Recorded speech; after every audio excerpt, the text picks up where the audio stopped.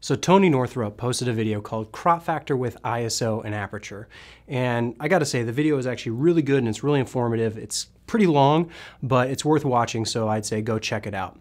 But anyway, in the video, Tony makes the assertion that you need to multiply crop factor by ISO and aperture as well as focal length.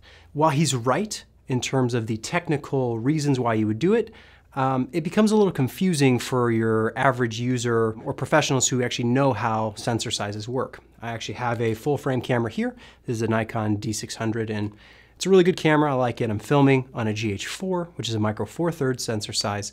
The difference between the size of this sensor and the size of that sensor are pretty obvious to me. This will have a shallower depth of field because it's a larger sensor, and the GH4 will have more depth of field because it's a smaller sensor size.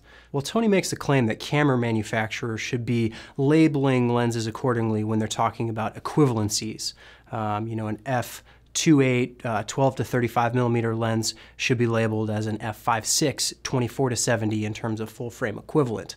Well, I have a problem with that just in general because full frame equivalent is just saying that full frame is a standard. It's helpful in terms of relation and figuring out different cameras in relation to one another, but in terms of numerical values, it's not really beneficial because people get confused. Well, are micro four thirds lenses actually labeled with the proper focal length for their? No, it's focal length is focal length. It's a physical property of the lens. The optics work that way. It's a set fixed number. It doesn't change. Just because it's equivalent, looks different with a different sensor size doesn't mean the actual focal length is different.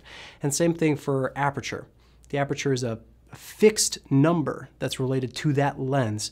To say the equivalent might be a little bit more informative, but it could also be way more confusing because you ultimately get into a point where you're not really sure what you're buying.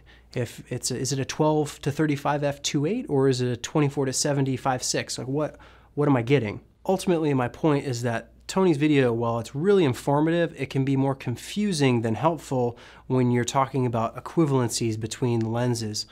Really, what you want to do is, if you have a camera over here that's a micro four thirds, just understand that it's going to have more depth of field than a full frame camera like a 5D or D600 or D800.